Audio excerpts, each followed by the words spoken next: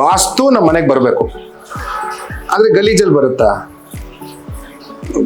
ಶಾಸ್ತ್ರಿಯವರು ಒಬ್ರು ಅರ್ಚಕರು, ಪುರೋಹಿತರು, ಇಲ್ಲ ಅಸ್ಟ್ರಾಲಜರು ಹೇಳಿರ್ತಾರೆ, ಒಂದು ಅಕ್ವೇರಿಯಂ ಇಡಿ, 9 8 ಕೆಂಪು ಮೀನು, 1 ಕರಿ ಮೀನು ಇಡಿ. ಆದ್ರೆ ಅವರು ಅದಕ್ಕೆ ಮುಂದೆ ಏನು ಹೇಳಿಲ್ವಲ್ಲ. ಚೈನೀಸಲ್ಲಿ ಏನು ಇವತ್ತು ತಗೊಂಡಂದ್ರೆ ಅದು ಅಷ್ಟೇ ಮುಗಿದೋಯ್ತದ. ಅದಕ್ಕೆ ಒಂದು ಅಪ್ಪ ಇಲ್ಲ ಅಮ್ಮ ಇಲ್ಲ, ಯಾರು ಇಂಪೋರ್ಟ್ ಮಾಡ್ತಾವ್ರೆ ಅಂತ ಗೊತ್ತಿಲ್ಲ. ಬಟ್ ಅದೊಂದು ಪ್ರಾಬ್ಲಮ್ ಸರ್ ನನಗೆ. ಇದು ಚೈನಾ ಅಂದ್ರೆ ನಂಗೆ ಸ್ವಲ್ಪ ಇರಿಟೇಷನ್. ಅದು ಈ ಕಡೆ ಒಂದ್ ಕಡೆ ನಮ್ ಜಾಗನೇ ತಿನ್ಕೊಳಕ್ ನೋಡ್ತಾರೆ, ನಾವು ಹುಚ್ಚೂರ್ ತರ ತಗೊಳಕ್ ಅವ್ರಿಗೆ ದುಡ್ಡು ಕೊಡ್ತಾ ಇದೀವಿ. ಹೌಸ್ ವೈಫ್ಸ್ ತಗೊಳ್ಳಿ, ಹೌಸ್ ವೈಫ್ಸ್ ಇವಾಗ ನೀವು ಹೇಳಿದಂಗೆ it is the most stressful job. ಮನೆಯಲ್ಲಿ ಕೆಲಸ ಮಾಡೋದು, ಎಲ್ಲಾರನ್ನೂ ನೋಡ್ಕೊಂತಾರೆ ಪಾಪ ಅವರು ಆಸ್ ಅ ಹೌಸ್ ವೈಫ್. ಅವ್ರಿಗೂ ಒಂದು 10 minutes ಏನೋ ಒಂದು ರೆಡಿ ಮಾಡಿದ್ರು, ರಿಲ್ಯಾಕ್ಸ್ ಆಗುವ. ಹೌದು, ರಿಲ್ಯಾಕ್ಸ್ ಆಗುವಂಥದ್ದು.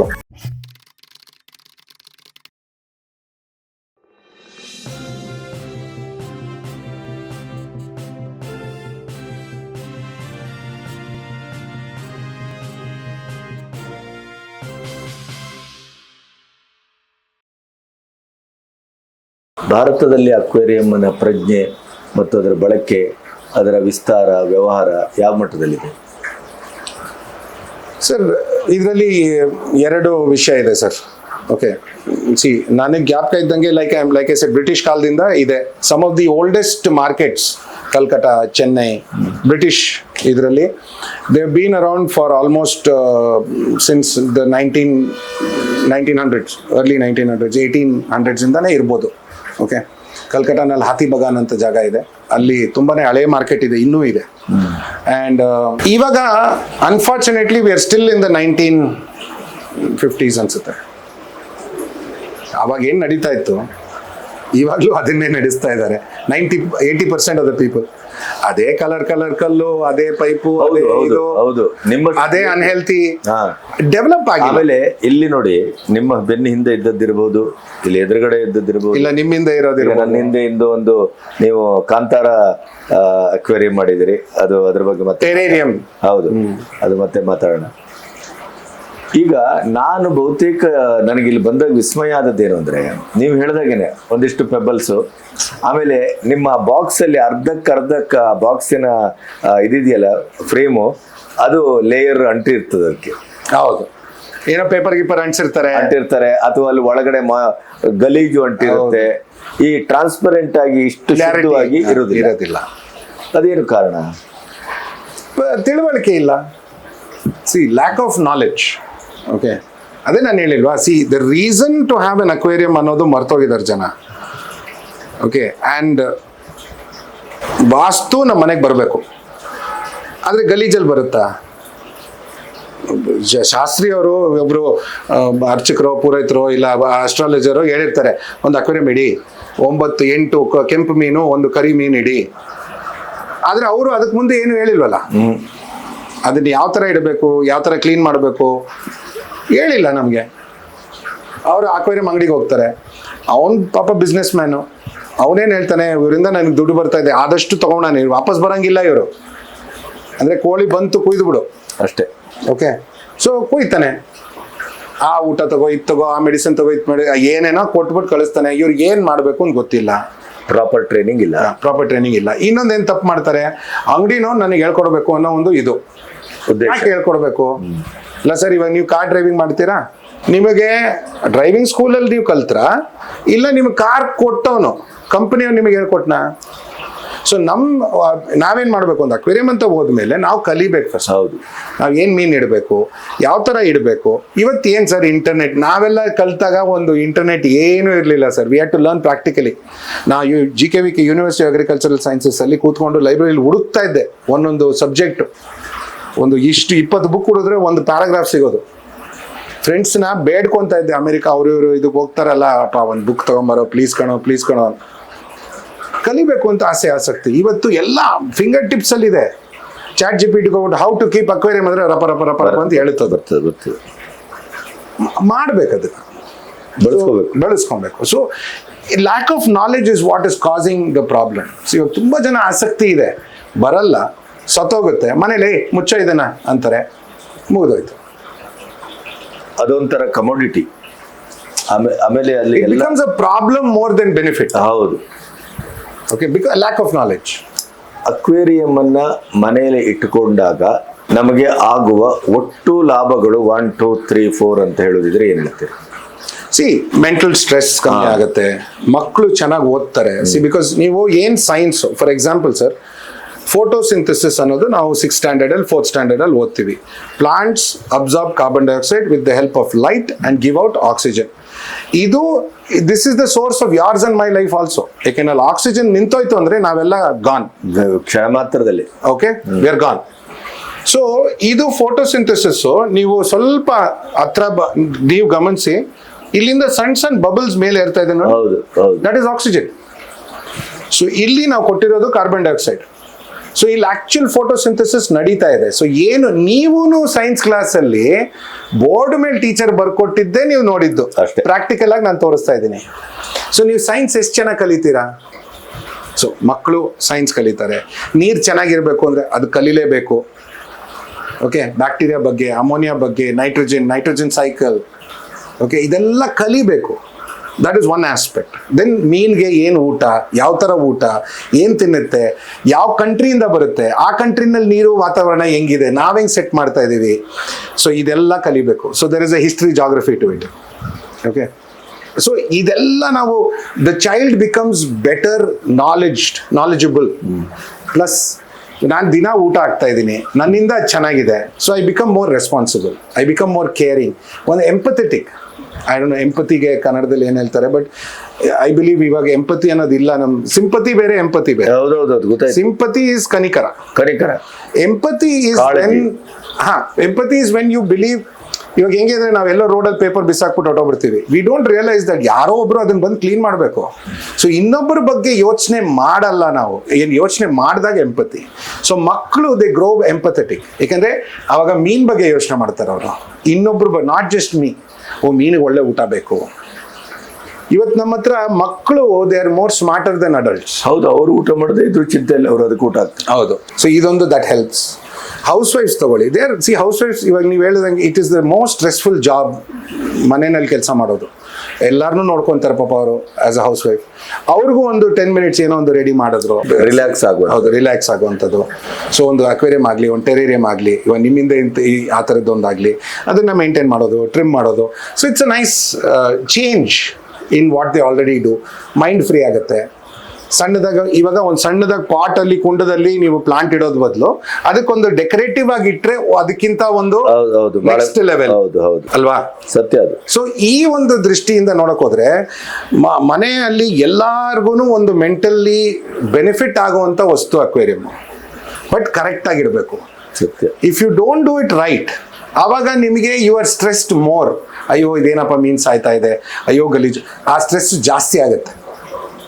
ಸತ್ಯ ಅದು. ಆಮೇಲೆ ಇನ್ನೊಂದೇನು ಅಂತಂದರೆ, ಈ ಅಕ್ವೇರಿಯಂ ಅನ್ನು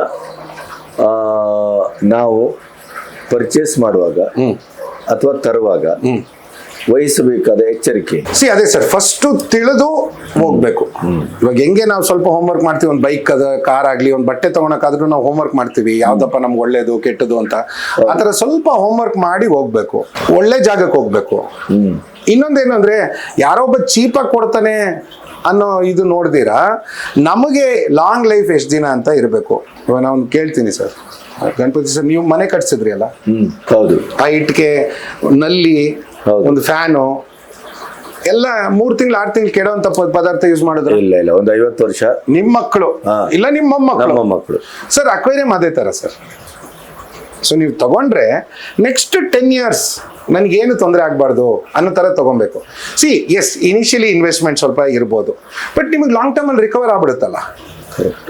ಯಾವಾಗ ನೀವು ಚೈನೀಸು ಈ ಥರ ಲೋಕಲ್ ಲೋ ಕ್ವಾಲಿಟಿ ತೊಗೊಂಡಾಗ 3 ದಿನಕ್ಕೆ ನಿಂತೋಗುತ್ತೆ, ಕೆಟ್ಟೋಗುತ್ತೆ. ಅವಾಗ ನಿಮ್ಮ ಸಿಸ್ಟಮ್ ಸ್ಟ್ರೆಸ್ ಬೀಳ್ತಾ ಇದೆ, ಮೀನಿಗೆ ತೊಂದರೆ ಆಗ್ತಾ ಇದೆ. ಸೊ ಯು ಹ್ಯಾವ್, ಅದನ್ನೇ ನಾನು ಹೇಳಿದ್ದು, you have to be empathetic. ಈ ಪ್ರಾಡಕ್ಟ್ ಎಲ್ಲ ಚೈನೀಸ್ ಇದೆ, ಮತ್ತೆ ಇಲ್ಲ ಇದೆಲ್ಲ German sir. Germans best. German, Japanese very good. Okay, ಇದರಲ್ಲಿ ಏನು ಅಂದ್ರೆ ವಾರಂಟಿ ಬರುತ್ತೆ, ಸ್ಪೇರ್ ಸಿಗುತ್ತೆ. ಸೊ ಈ ತರ ಬೆನಿಫಿಟ್ಸ್ ಇದೆ. ಚೈನೀಸ್ ಅಲ್ಲಿ ಏನು ಇವತ್ತು ತಗೊಂಡಂದ್ರೆ ಅದು ಅಷ್ಟೇ ಮುಗಿದೋಯ್ತದ. ಅದಕ್ಕೆ ಒಂದು ಅಪ್ಪ ಇಲ್ಲ, ಅಮ್ಮ ಇಲ್ಲ.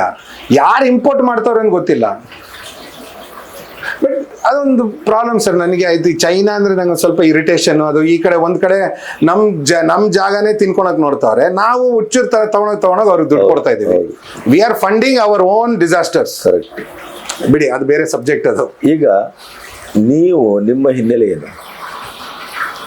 I M a 4th generation baker sir. I M A trained chef. ಆಯ್ತಾ, ನಾನು ಬೇಕರಿನಲ್ಲಿ 5-star ಹೋಟ್ಲಲ್ಲಿ ಕೆಲಸ ಮಾಡಿದ್ದೀನಿ, ನಮ್ಮ ಸ್ವಂತ ಫ್ಯಾಮಿಲಿ ಬಿಸ್ನೆಸ್ ಅಲ್ಲಿ ಕೆಲಸ ಮಾಡಿದ್ದೀನಿ, ಯೂನಿವರ್ಸಿಟಿ ಅಗ್ರಿಕಲ್ಚರಲ್ ಸೈನ್ಸ್ ಅಲ್ಲಿ ಟ್ರೈನಿಂಗ್ ಮಾಡಿದ್ದೀನಿ, ಬೇಕರಿಗೆ ಬೇಕರಿ ನಡೆಸಿದ್ದೀನಿ ತುಂಬ ವರ್ಷ. ಸೊ ಮನೆತನದ ಬೇಕರಿ ಹೆಸರೇನು? ವಿಜಯ ಬೇಕರಿ, ಜಯನಗರಲ್ಲಿ. ಓಕೆ, ಸೊ ಪ್ಲಸ್ ನಂದು ಸಪ್ರೇಟ್ ಆಗಿ ನಾನೇ ಓಪನ್ ಮಾಡಿ ನಾನೇ ನಡೆಸ್ತೆ. That was another time. Okay, plus restaurants ನಡೆಸ್ತೆ. ನಂದೇ ವೈಟ್ ಫೀಲ್ಡ್ ಅಲ್ಲಿ ರೆಸ್ಟೋರೆಂಟ್ ಇದೆ, ಫ್ಯಾಟ್ ಶೆಫ್ ಅಂತ, ಈಗಲೂ ಇದೆ. ನಮ್ಮ ಪಾರ್ಟ್ನರ್ಸ್ ನಡೆಸ್ತಾರೆ. ಬಟ್ ನನಗೆ ಅರೌಂಡ್ 2013 ನನಗೆ 13-14 ನನಗೆ ಐ ವಾಸ್ ನೆವರ್, ಇದು ನನ್ನ ಮೆಂಟಲಿ ನನ್ನ ಲೈನ್ ಅಲ್ಲ. I was very good at it, ಆಯ್ತಾ. ಬಟ್ ಫ್ಯಾಮಿಲಿ ಬಿಸ್ನೆಸ್ ಅಂತ ಇತ್ತು. ಬಟ್ ನನಗೆ ಚಿಕ್ಕ ವಯಸ್ಸಿಂದಾನು ಒಂದು ಸ್ವಲ್ಪ ವೆಟನರಿ ಡಾಕ್ಟರ್ ಆಗಬೇಕು ಅಂತ ತುಂಬಾ ಆಸಕ್ತಿ ಇತ್ತು. ಬಟ್ ಅವಾಗ ಆಗ್ಲಿಲ್ಲ. ಸೊ ಈ ಒಂದು ಅಕ್ವೇರಿಯಂ ಹಾಬಿ ಚಿಕ್ಕ ವಯಸ್ಸಿಂದಾನೇ ಇತ್ತು. ಕಾಲೇಜಲ್ಲಿ ನಾನು ಮೀನು ಸಾಕಿ ಮರಿ ಮಾಡಿ ಬೆಳೆಸಿ I started paying my college fees also. ನಾನು ಮನೇಲೂ ಇಸ್ಕೊಂಡಿರ್ಲಿಲ್ಲ. ಸೊ ಹಾಗಾಗಿ ಮನೆಯಲ್ಲಿ ದೇವ್ರ ಫೈನ್, ಹೆಂಗೋ ಸಂಪಾದನೆ ಮಾಡ್ತಾ ಇದ್ದಾರೆ. ಬಿಸ್ನೆಸ್ ಫ್ಯಾಮಿಲಿ ಅಲ್ವಾ ಸರ್, ಸಂಪಾದನೆ ಅಂದ್ರೆ ಖುಷಿ ಅವ್ರಿಗೆ. ಸೊ ಹೆಂಗೋ ಮಾಡ್ತಾ ಇದ್ದಾನೆ ಬಿಡು ಅಂದ್ಬಿಟ್ಟು ದೇ ನೆವರ್ ಅಬ್ಜೆಕ್ಟೆಡ್. ಅದು ಹಂಗೆ ಕಂಟಿನ್ಯೂ ಆಯ್ತು. ನಮ್ಮ ಬೇಕರಿ ಒಳಗೆಲ್ಲ ಅಕ್ವೇರಿಯಂ ಇರೋದು ಸೈಡಲ್ಲಿ ನಮ್ಮ ಆಫೀಸಲ್ಲಿ. So it was a continuous process. But then I realised ಸ್ವಂತ ಮಾಡೋಣ, ಯಾಕೆ ಇನ್ನೊಬ್ರಿಗಿದ್ದು ಖುಷಿ ಆಗುವಂಥದ್ದು ಮಾಡೋಣ ಅಂತ 2014 ನಾನು ಶಿಫ್ಟೆಡ್ ಟು ಬಾಂಬೆ. ಅಲ್ಲಿ ಬಿಸ್ನೆಸ್ ಸ್ಟಾರ್ಟ್ ಮಾಡಿದೆ. ಮೊದಲು ಅಲ್ಲಿ ಮಾಡಿದೆ ನಾನು, ಬಾಂಬೆನಲ್ಲಿ ಸ್ಟಾರ್ಟ್ ಮಾಡಿದೆ. ಅಂಡ್ ದೆನ್ ನಾವು we are supplying all over India. ನಮ್ದೇ ಪ್ರಾಡಕ್ಟ್ಸ್ ಇದೆ, ನೀವು ನೋಡಿದ್ರಿ. ಹೌದು. ಸೊ ಇವಾಗ ಒಂದು ಹಾಬಿ ಅಂತ ಹೇಳಿದ್ರೆ 38 ವರ್ಷ ಆಯ್ತು ಸರ್. ಬಿಸ್ನೆಸ್ ಅಂತ ಹೇಳಿದ್ರೆ ಒಂದು ಅಬೌಟ್ 15 years ಈ ಬಿಸ್ನೆಸ್ ಅಲ್ಲಿ. ಸುಮಾರು ಎಲ್ಲೆಲ್ಲೆಲ್ಲ ಹಾಕಿದ್ರಿ ನೆನಪಿರುವ ಪ್ರೆಸ್ಟೇಜಿಯಸ್? ಕೆಲವುದು ನಾನು ಹೇಳಕ್ಕಾಗಲ್ಲ, because that we are bound by legal ಇದು, that we are not suppose to speak. But ಕೆಲವು ಫೇಮಸ್ ಫಿಲ್ಮ್ ಸ್ಟಾರ್ಸ್ ಇದ್ದಾರೆ, ಓಕೆ, ಹಿಂದಿನಲ್ಲಿ. ಆಮೇಲೆ ಈ ಥರ ಅವ್ರ ಮನೆಗಳಿಗೆ ಹಾಕಿದ್ದೀವಿ, ಇಂಡಸ್ಟ್ರಿಯಲಿಸ್ಟ್ ಅವ್ರ ಮನೆಗೆ ಹಾಕಿದ್ದೀವಿ. ಪ್ಲಸ್ ಐ ಮೀನ್ ಅದೊಂದು ಕಡೆ ಬಿಡಿ, ಬಟ್ ಲೋಕಲ್ ತುಂಬ ಜನ ನಿಮ್ಮಂಥವ್ರು, ನಿಮ್ಮಂಥವ್ರೆ better customers than all these celebrities. ಈ ಥರ ನಾವು ಲೋಕಲ್ ಪೀಪಲ್ಗೆ ತುಂಬ ಜನ ಮಾಡಿಕೊಟ್ಟಿದ್ದೀವಿ ನಾವು. ನಾನು ಏನು ಅಂದರೆ 15 years ಮುಂಚೆ ಇದ್ದಿದ್ದು ನನ್ನ ಫಸ್ಟ್ ಬಾಂಬೆ ಕಸ್ಟಮರು ಇವತ್ತು ನನ್ನ ಬಿಸ್ನೆಸ್ ಪಾರ್ಟ್ನರ್. ಸೊ ನೀವು ಯೋಚನೆ ಮಾಡಿ ನಮ್ಮ ರಿಲೇಶನ್ಶಿಪ್ ನಾವು ಹೆಂಗ್ ಮೇಂಟೈನ್ ಮಾಡ್ತಾರೆ. ಕರೆಕ್ಟ್. ಸೊ ಅವರು ಡಾಕ್ಟರ್ ಸುಬಿನ್ ಮ್ಯಾಥ್ಯೂಸ್ ಅಂತ ಈಸ್ 3 PhD ಹೋಲ್ಡರ್. ಇವತ್ತು ನನ್ನ ಪಾರ್ಟ್ನರ್ ಅವರು. He was my first customer in Bombay in 2014. ಅಕ್ವೇರಿಯಂಗೆ ಯಾಕೆ ಬಂದ್ರಿ ನೀವು? ಅದೇ ಹೇಳಿದ್ನಲ್ಲ ಸರ್, ವೆಟನರಿ ಅದೊಂದು ಇತ್ತಿತ್ತು. ಪ್ಲಸ್ ಮನೆಯಲ್ಲಿ ನಾಯಿ ಸಾಕ್ತಾ ಇದ್ದೆ. ಇವತ್ತಿಗೂ ನನಗೆ ನಾಯಿ ಅಂದ್ರೆ ಪ್ರಾಣ. ಓಕೆ, ಬಟ್ ನಾವು ಐ ಡೋಂಟ್ ಬೈ ಬ್ರೀಡ್ಸ್. ನಾನು ಲೋಕಲ್ ನಾನು ಇಂಡೀಸ್ ಅಂತೀವಲ್ಲ ನಾವು. ಸೊ ಅವಾಗ ನಾವು ಊಟ ಹಾಕ್ತೀನಿ, I take care of them. Birds ತುಂಬ ಇಷ್ಟ, ರೆಪ್ಟೈಲ್ಸ್ ತುಂಬ ಇಷ್ಟ, ಹಾವು ಹಿಡಿತೀನಿ. ಬಟ್ ಅದು ಮನೇಲಿ ಬಿಡಲ್ವಲ್ಲ. And birds are noisy. ಚಿಕ್ಕ ವಯಸ್ಸಲ್ಲಿ they make lot of noise ಅಂತ ನಮ್ಮ ತಾತ ಏನನ್ನೋರು, aquarium is a silent hobby, ನೀನು ಎಂಜಾಯ್ ಮಾಡು ಅನ್ನೋರು. ಬಟ್ ಅವ್ರಿಗೇನು ಗೊತ್ತಿತ್ತು ಒಂದು ಟೈಮಲ್ಲಿ 150 ಅಕ್ವೇರಿಯಂ ಇರುತ್ತೆ ಅಂತ. ಸೊ ಆ ಥರ ಒಂದು ಇದಾಯಿತು. ಸೊ ಅದಕ್ಕೆ ಅಕ್ವೇರಿಯಂ ಶಿಫ್ಟ್ ಆಗಿದ್ದು. ಬಟ್ ದಿಸ್ ಈಸ್ ಇದರಲ್ಲಿ one main reason sir, Ganapathi sir, is ನಾನು ಇದುವರೆಗೂ ಫುಲ್ಲಾಗಿ ಕಲ್ತಿಲ್ಲ sir. Every day there is one new thing that I have to learn. ದಿನಾ ಹೊಸದು ಏನಾದ್ರು ಒಂದು ಕಲಿಸುತ್ತೆ. It teaches you something new. ಅದು it's never ending. I think that is why I am stuck to it.